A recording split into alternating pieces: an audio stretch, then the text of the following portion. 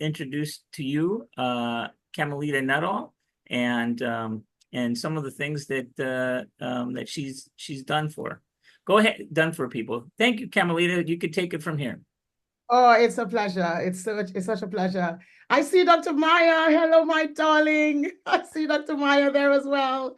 So lovely to see you. I see you in the audience. She's checking me out. No, it's just, I'm watching the little bit of presentation that you gave just now. And I am excited thinking I need to go and do one of these programs because you fired me up in continued learning. And especially with that one you talked about with Steve Forbes, all about continued learning, especially when it comes to entrepreneurship and entrepreneurship. Brilliant. I am going to be sharing this a lot more and looking into it myself. So thank you for having me. I am excited to be here.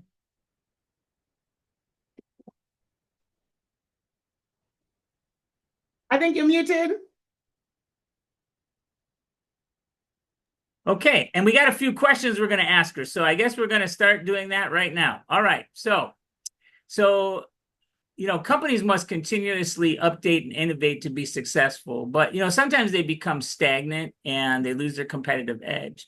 So do you have any suggestion on how to improve that entrepreneurship and intrapreneurship within organizations?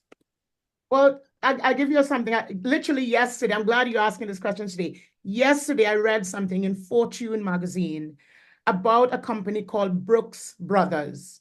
And just before the pandemic, they were at the brink of bankruptcy. But yet by 2023, they were doing billions in sales. And I'm looking at sort of like what they were talking about, that whole thing about being stagnant and losing your competitive edge. And one of the things that I found that they said was going back to basics. Like what is your core? What is your core value? What are you authentically selling? How do you stand out from others where your customers are concerned? And I looked at that and I thought about my own business and I thought, every time I slip and every time I sort of fall back, I always go back to my core, my story, the reason why I'm doing what I'm doing. And it sort of, it ignites me, it ignites my team, it ignites my business partners, it ignites so much. And so the positioning of the company, is it luxury? Then stick with that. Is it fun? Then stick with that. Is it professional? Then stick with that. Stick with what you that built you up to this point and innovate as you go along. That was one. And there was another one actually that I read today about Apple. And I had no idea about this, that in 1997, Apple was just 90 days away from bankruptcy. I was like, what? How is that possible? Oh, wow. And I was like, this is crazy. And so Steve Jobs, obviously, we know the story. He got kicked out of his company and they brought him back. Things were really bad. And Apple was desperate to move forward. So he convinced the board to fire the CEO and then, listen to this, slash 70% of their product line. And everybody was like, ooh, oh my God, Apple's going to die. But employees were shocked. Everybody was shocked. And then, this is like even worse, he then reached out to his rival, Microsoft, and asked to use their operating system in his product. And everybody was like, oh my God, he's going to die. Everybody was booing him. But he knew in order to innovate, he had to do things differently. Yeah. But he also had to look at the competitive edge of what others had. And so we know the story. He then developed the iPod and then came up with the iPhone and then the iPad and then all the things that came on after that. Today, they are one of the most successful companies, probably top 5 on the planet. So what did they do differently? He talked about change. He talked about innovation. He talked about collaboration. And I think sometimes we're afraid of some of those things, but it is those things that actually will bring us up to where we need to be. But Dr. Murad, as far as my business is concerned, as far as entrepreneurship is concerned for everybody that's here, remember, when you are in a company, you are part of that company. You are responsible for that company's bottom line. It is not us and them, it is we. Okay, it's a team. And again, employers need to be clear on that with their employees, bring them in so they feel responsible for that success or failure. and allowing people to have a choice and allowing people to have a voice. Now, Dr. Murad, as I run multiple businesses, whenever I feel I lose my competitive edge, I remind myself, as I mentioned, of my story. And I remind myself that my job is to serve first. Okay? Serve first. We solve a problem in business or we serve a need. And in your corporate company, you solve a problem or you serve a need. That problem you're solving could literally be a matter of life or death for someone else, their business or their lives. So we have to go back. It may not be a big deal to you, but it's a big deal to your end user. You are actually solving the problem with your product, brand, or service. So get up every day, wake up, wake yourself up, knowing that you're solving problems. Zig Ziglar says, if you help enough people get what they want, you will get what you want. So get up, get it done. And the last thing, okay, constantly find something new to launch within your brand, product, or service. You know, like L'Oreal. Why? Because we're worth it. That's great. I really appreciate some of the insight there. That's great. And coming up with new products and new ideas and new suggestions is part of innovation, right? And that is what gives companies a leading edge in the market. So that's fabulous. So the second question is, there's kind of often this path of learning that includes risk-taking and insight and grit, and eventually leads to achievement. Maybe not an easy path for everyone, but for those who stick along that path, they can get there. So could you discuss a little bit of your personal progression and provide maybe some insight, for others who might want to move along that personal path as well? No, absolutely. I mean, because I run multiple businesses, I'm in my one day, there was so much going on. But I'll talk about sort of 3 or 4 different areas of personal progression or personal growth or how you can move forward. When I first learned about multiple incomes, the one thing I wanted to do was invest in property, because I heard McDonald's has one of the most amazing business models, and it is not burgers. It is real estate. So I thought, right, I need to buy real estate because they own the best real estate and the best corners of the world. Wow. So I'm like, okay, what do I need to do? So I need to invest in property. Okay, how do I learn? I found a book in an agent, I read it, and then I searched and asked for help for everybody and anybody that was an investor so I could learn what not to do, more importantly, of what to do.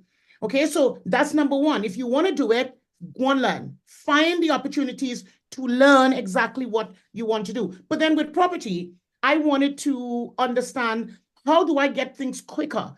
So I looked at befriending agents, befriending people that were already in the business for a while, going along to events, understanding and learning what other people are doing in order to do that. And then the last thing with property, because I love doing projects, and we're actually in the process of doing a £3 to £5 million project. And I'm like, right, how the heck do I do this project? Entrepreneurs that know cash flow is one of the most important things in business. However, your ability to access cash flow is also equally important in building. So I'm looking at this big project. What do I need? I need a team. I need to count the numbers. I need to calculate the risk. I need to ask the right questions to the right people. And more importantly, and this is a major problem for so many people today, the ability to ask for help. My acronym for ASK is always seek knowledge. Ask for help, not because you're weak, but because you want to remain strong. Ask for help. So I would ask, who do you know? Who do you know? Who do you know? I need an architect. I need a builder. I need this. Who do you know? Because this project is going to happen. Who do you know? So that's one thing. Instead of going bigger, learn to ask for help. Now, with regard to my events, this applies just as well. Whether we're doing events here or we're doing events across the world, we ask people who they know in those particular countries, whether it's Canada or Singapore. People know people, guys. And LinkedIn is a gold mine for what you want to find. If you want to recruit more people in the university, get on LinkedIn. They're there and they're waiting. So understand where they are and how you can approach them. And with business coaching and property coaching, which is what I love to do now, for me, it was understanding for myself, what is my USP? What I'm teaching the market. What makes me different? What makes you different? People say, well, there's so many coaches and there's so many property investors and whatever. Yeah, but they're not you. You are you, and you are absolutely unique in what you do. So know thyself.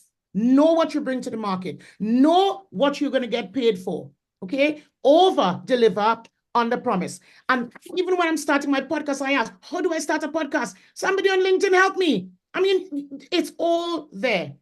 And testimonies are on my website. There are hundreds on LinkedIn as well. And the one thing in which the last thing I'll talk about is staying relevant, especially where tech is concerned. In 2019, things started changing a little bit. By 2020, nobody knew there was a pandemic coming. We changed everything in our business model to do with tech in 2018, 2019. Yeah. Because we knew that this is where it was going. And by 2020, when it happened, Dr. Murad, oh my God, everybody was like freaking out. Where do I get a laptop? Oh my God, everything. I'm like, seriously? The writing was on the wall. We did Clubhouse for like 4 months. We made $500,000 in 4 months just because we were already there. And then we obviously have AI now. How can you use AI even more in your life and in your business? And if the university is offering it, you need to jump on that right now. Know where you're going to pitch your tent. Know which platforms you're going to use. Collaborate. And more importantly, create multiple incomes. And I'll tell you a little bit about my ebooks in the end. Create multiple incomes, because Warren Buffett said, your job is to find at least 4, 5, or 6 ways to generate revenue other than what you're currently doing. So get on with it, and get on with it now. Well, that's great. That's really good advice. I especially like the entrepreneurial mindset you're talking about learning and looking for opportunities to innovate or, offer something that the market wants. So I think that's really good advice for some of our partners and some of our students as well that are seeking to start their business or further their business. That's really great to hear. So we also have a third question, which is failure. Failure can be an opportunity to learn and grow. Sometimes we make mistakes and we get better and we learn, right? So like you, I probably made 1 million mistakes. So I've learned from most of them. Not everyone, but most. Some I repeat. Could you share some lessons you learned from your failures? Oh my God, I've got 3 key ones, and I'm glad they happened. Listen, I am glad they happened. For me, I call my failures blunders. So at the end of every year, I make a list of my blunders for that year to never repeat it, Dr. Murad, to never repeat those blunders. Blunder number 1 for me, I'm telling you, this blunder number 1. We were doing our event of champions in Toronto. First time we go into downtown Toronto, book the Hilton, amazing hotel, 15 grand alone for the event at the hotel, plus expenses and everything else. We partnered with somebody, or so we thought, in Toronto. We said, okay, we had their contract, signed the contract, and all of that, and we're working online, and we're going to do this event. A month before the event, they pulled out. We had to fill the room from the UK online. Remember LinkedIn? We filled the room using LinkedIn in particular, online and Facebook, online in Toronto. Lesson for us was don't trust a soul.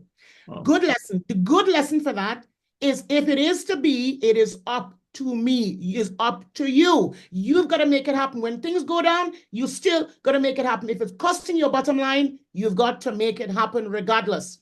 Yeah. So that was a big failure for us. And we learned a big lesson moving forward for events abroad. The next one, Dr. Murad, was real estate. Now, I love property. I could buy property with my eyes closed, okay? I love it. I don't have to see the property. I can just look at outside and I'm ready to buy. The problem, though, was we were buying this piece of real estate in Trinidad, which is where I'm from. And my brother was linked with it with his friend and blah, blah, blah. So lesson, don't do business with your brother who doesn't understand business. Okay? Yeah. So I learned that one before. He said, come on, let's do it. And so we sent money for this guy. My brother was coordinating everything, and we signed the paperwork with the lawyer and everything. And I studied law. I should have known better, but I trusted my brother. And the same lawyer was doing the deal for the vendor, was doing the deal for us. I should have known better. I studied law, but I trusted my brother. And when we went to Trinidad, after sending all that money to buy that land, Dr. Murad, oh my Lord, there was a house on the land. And the guy sold the land 3 times after that to 3 different people, the same Wow. piece of land. Lesson for me there. I have a contract now for the contract. I have a lawyer now for the lawyer. I trust no one. I have everything done so tight with so many different layers that is so legit. I mean, some of you, if you read my LinkedIn profile, I have a PhD. You know what it is in? Bad decisions, not doing it again. Yeah. Okay. So I've learned the hard way where that is concerned. So now, whenever we do property, this new deal we're doing, £3 to £5 million deal, Yeah. everything is so straight, everything is so strict. And the last issue I would say as an entrepreneur and you getting into entrepreneurship, or even if in your own in entrepreneurship, even if you're your own job, my last failure was my health. As much as we give more than we should, and we should, we've got to think about our own lives in the process. That failure for me was I worked more than I should. Yeah. I gave more than I should. I didn't have time for my mental nor physical health. This was before the pandemic. Okay. And I almost had a timeout. I almost had a timeout. I almost was in a wheelchair. And I had to pull myself back from that and say, no, I have one life. And if something happens, what would I regret? And you know what I like about that video you played earlier? The fact that that lady was able to do her MBA with her family, with her sanity, with her job. It was, I looked at that and it seemed seamless. It's priceless. So for those of you who are thinking about sort of going for it, go for it that way. Do the degree with the university because you have balance, you have peace. As an entrepreneur, you don't always have that. But doing it like this is just fantastic. So I almost had a timeout, Dr. Murad, and I had to change my lifestyle, change my mindset. I had to decide what I want and what I did not want in business. And so in the end, I almost gave up all my businesses, Yeah. quit everything. And I decided I can't quit. I can't quit because we solve problems and we serve needs. And so I can't quit. And so I said to my husband, go and rent an Aston Martin for the weekend because I just needed a break away from everything. And my husband decided to go to the Aston Martin dealership instead. And they gave us the car for a weekend. And I thought, oh, this is nice. So then I said, well, how do we buy an Aston Martin? And I called my mortgage man and I said, I need 50 grand. I need to buy this car. And he said, okay, yeah, you got money in your properties. You could buy this car. And so we bought an Aston Martin. And that Aston Martin allow helps me now to go out and do something other than work. Now, I'm not telling everybody to go and buy an Aston Martin, okay? But find something that you can use to live, to have sanity. Take time out for you. Prioritize your life. Prioritize what you're doing. Go for a walk. And if you're doing this degree, listen to what that lady said in that video. It was just so beautiful how she put it. Careful, guys. Careful. What are you fighting for? What are you fighting for? Remember, it is to solve people's problems and to serve people's needs, but it is also to solve your problem and to serve your need. That's some great points. So research has shown that work-life balance enhances different sectors, different sectors of your life. So if you have a good health program and you have something that makes you feel good about what you're doing outside of work and you have that's going to impact your job and that's going to impact the things that you're doing in your business. You're going to be happier, more upbeat, and honestly, you're going to probably be more creative and be willing to do more in less time. So that is some really great advice.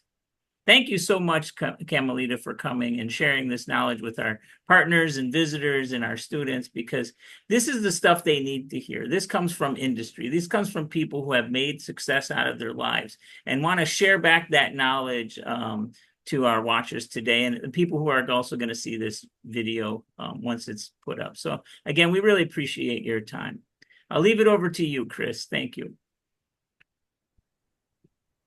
Yeah, I think a lot of people in the audience can gain a lot of different gems from these various examples that you provided. I love the way that you connected some business examples, both in some case studies, but also in your personal experience. and kind of tied those into the lessons that you're trying to bring home as well. So we do at this time we'll have some time for some Q&A. So I do want folks to throw some questions in the chat or the Q&A section. I know we do have a couple that have came in already though. So I do want to start with one, and I think it's a great question as well. So one lesson that you put forth was to not trust anyone in in these deals. However, how do you strike the balance between not trusting and then using that ask perspective where you're still trying to gain knowledge, but you don't necessarily trust everything that may be happening during the deal? I ask for recommendations a lot now. So whereas before I would go on someone else's word or what they had online, I would ask for recommendations. I'd ask someone who I know them, or I would ask someone that I respect to tell me a little bit more about them. And I'll give you an example. We were looking for 1.5 million, couple of like last month, probably about 2 million, give or take, pounds. And so we had a first deal. That deal fell through. And then a guy approached me on LinkedIn, out of the blue, and said, this is what we do. And then, let me know. And I said to him, talk to my husband. And I said to my husband, let him talk to my mortgage man. And I said, no, mortgage man, you talk to him yourself because you could check him out more than I could check him out. And if all of you check him out and you check out his company and you check all that, then okay, fine. Then I will talk to him. So that's my way of protecting myself now, allowing people that I know to then either check them out or give a recommendation so that it is not just me making a decision, but it is a collective making the decision. Nice. I love it.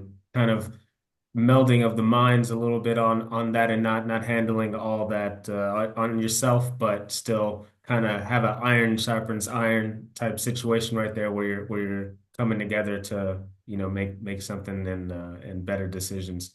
I love it. So we have almost all entrepreneurs' effort requires investment.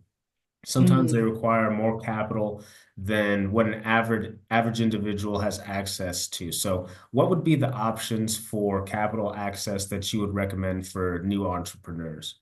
There are loads of ways. Oh my God, there are so many ways. I'll give you a couple. There is crowdfunding. People that know you, that love you, that like you, that may trust you enough. Start a crowdfund. Ask people to support you. But that's one. You got two. There are loads of government organizations, companies that offer grants that actually want people to build. In the UK here, we've got the Virgin Grant, and you've got this grant, and the Prince's Trust, and this all sorts of things you've got to help you to move forward. Find somewhere where you can get a grant. Plus, you've got the bank of mom and dad. You have got, angel investors. Again, with an angel investor, do your due diligence because they might want half of your company. So just be clear. So there are loads of ways in which you can generate access funds. If all of that fails, and this is what I teach my clients, create multiple incomes from what is in your head and what is in your heart.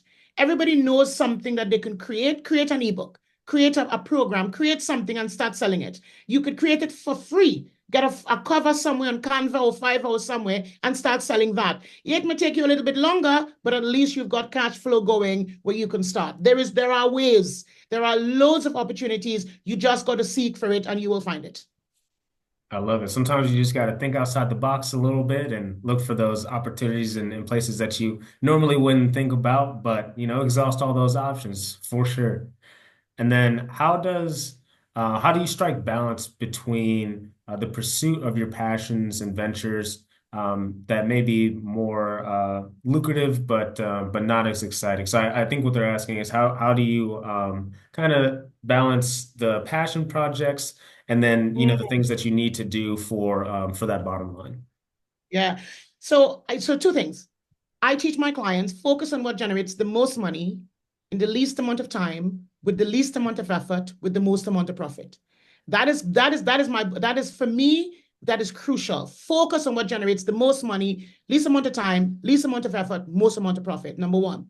Number two, because I've got multiple businesses, property is my head. It's the investments, it's the money, it's the buy it, the rent it, leave it there, let it carry on. Whereas when I'm coaching entrepreneurs and coaching clients, that's my heart. I want to see people's lives change. I want people to win. I want people to succeed. So sometimes I do more of that more than I get paid for. But because that's a hard thing, I do it. A little bit more rigid now, but I do it because it's a hard thing. But you've got to strike a balance. Remember, my mantra, Dr. Maya, you're there, you know this. If it's not making money, it's not making sense. Period. I love it. I love it. Yeah, I think that's a great balance. One is feeding the other. I mean, you can't really pursue the passions unless you have that capital in the bank anyway. So I definitely love that perspective.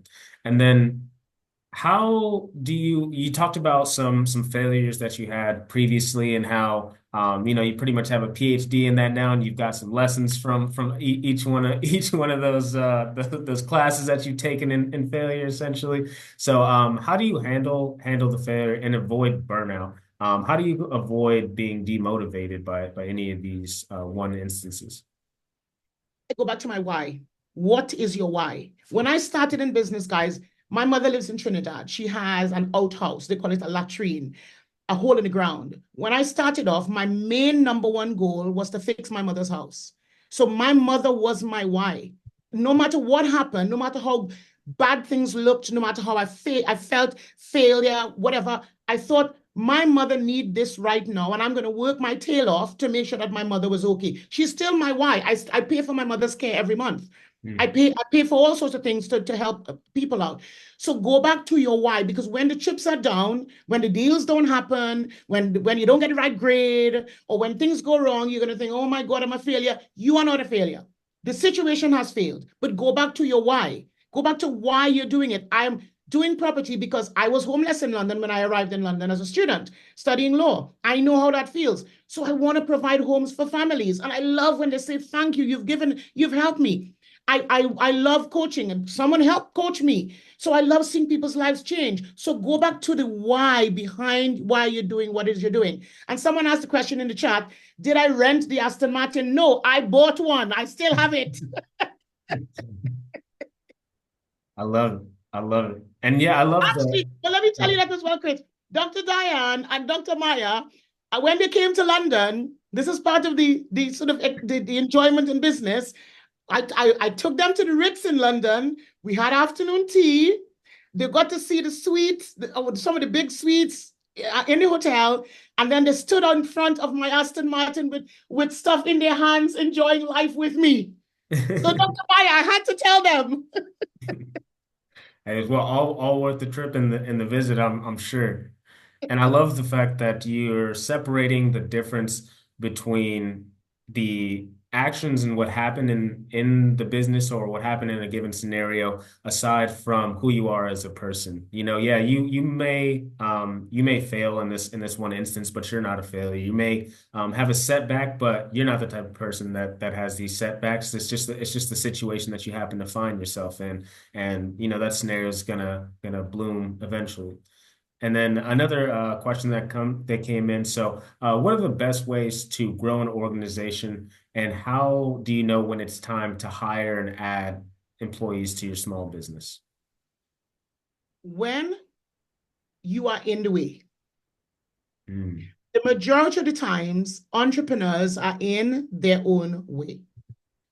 When you are doing the $1,000 an hour jobs, when you should be doing the $5,000 or $100 an hour, you should be doing the $3,000 or $5,000 an hour jobs. When you realize that you're doing things that doesn't generate the most money in the least amount of time, in the least amount of effort, the most amount of profit, when you realize that you're doing that, it's time to change and get out of your own way. You need help. And so many people, they hold themselves back because they think they're control freaks. I need to do it. This is always been done. Guys, listen, I have learned this the hard way.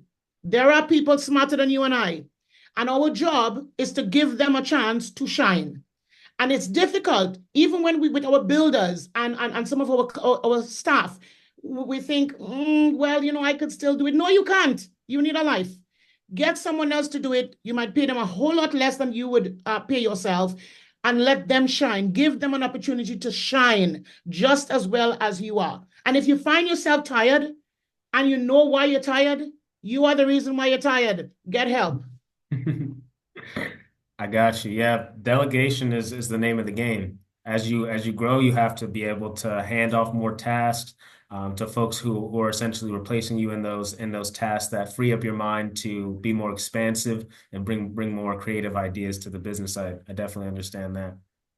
And you talked about making new products to grow your business, but how can you grow your business when you're in a very specific area? So I think what they're asking is, so say you're in a particular sector, how do you kind of come up with new ideas to innovate?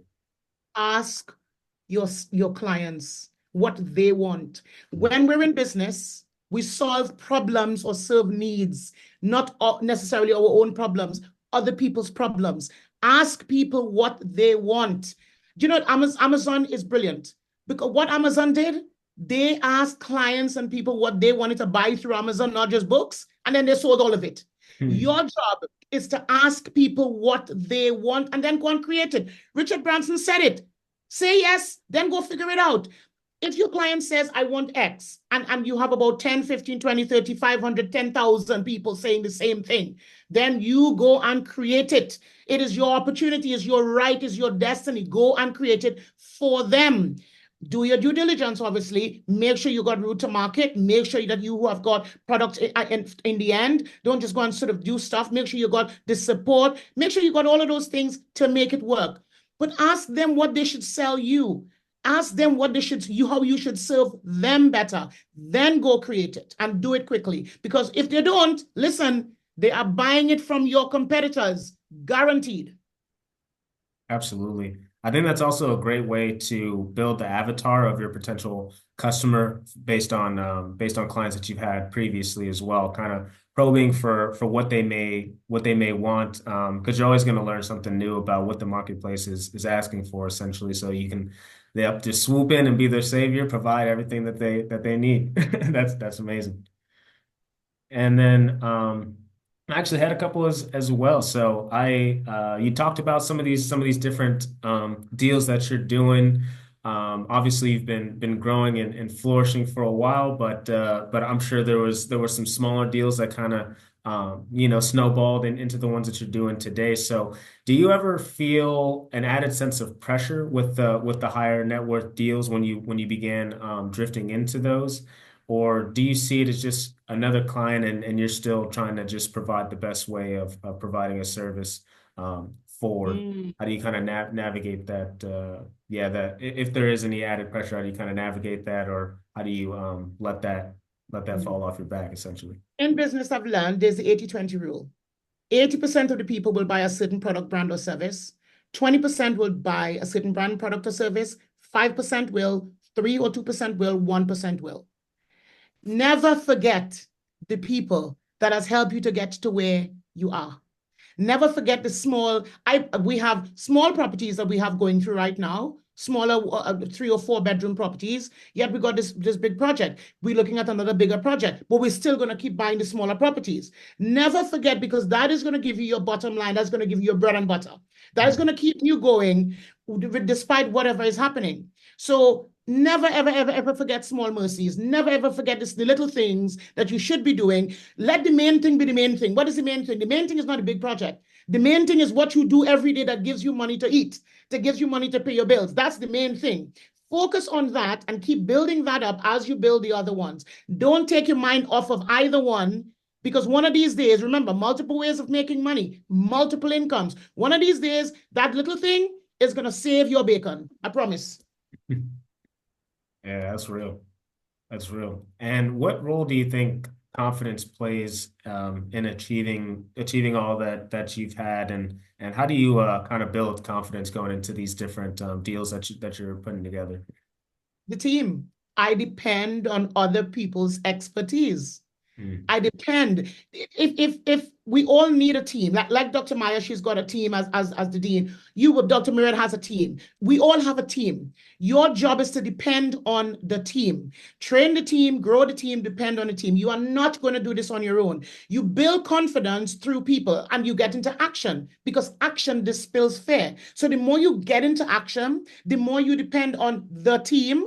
The team effort is what will give you results, not your own effort. Yeah, we could say I'm a self-made millionaire. Self, really? Yeah, in a sense, but I needed all those people to become a millionaire.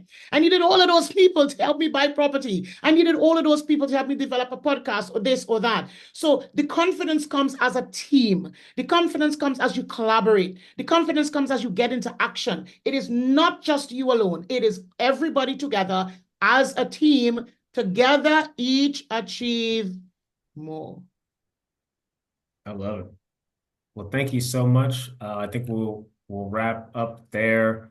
And I just want to say thank you so much for the time that you've allocated to us today and so much information that you've brought to us that I think anyone at any level can take and elevate themselves, whether they're applying these concepts to their job on a day-to-day basis, or if they're that budding entrepreneur that has something that they have in the back of their mind that they're ready to execute on as well. So I just thank you so much for your time and your candor and opening up on different avenues. I see Being so Dr. Maya transparent. there. I see Dr. Maya there listening. She says everything is in London, should stay in London. No, I can't wait for you to come back to London. We're gonna have another rendezvous. I just want to encourage everybody that's listening. I've got 3 ebooks. I want to encourage everybody to get it. I've got 3 ebooks: how to create multiple incomes, how to launch a big idea, and how to fast track your success. It's in the chat. You're going to get it. Go ahead and get those ebooks and read them. I put them in from my heart, from the things in which I do every day. Those are the things that has helped me to grow, and that's why I've put it in that ebook. So go and get them. And if any of you want to talk to me, you're like, Camilita, I'd love to talk to you for a few minutes, then take my entrepreneur assessment. I'm going to give 5 people alone the chance for a free 15 minutes with me. 5, and I'm going to choose 5. But everybody got to take the assessment, and I will choose 5, and I will give you 15 minutes one-to-one. You can ask me anything, and I would love to answer your questions. My heart is to see entrepreneurs win, business owners win, corporates win, CEOs win, C-suites win in their business and their lives. And I hope that you will take charge, not just with the information you've heard, but also what you're going to do from today. Nice. I appreciate it so much. Thank you for such the generous offers as well. And I've been throwing those in the chat, shouting those out. So we'll see some folks take advantage of those. Absolutely, I'm sure. So thank you once again. And for you and the rest of the audience, I hope that you all have a great rest of your Thursday. So thank you so much. Thank you, everybody. Yeah. You're welcome. All right. Bye.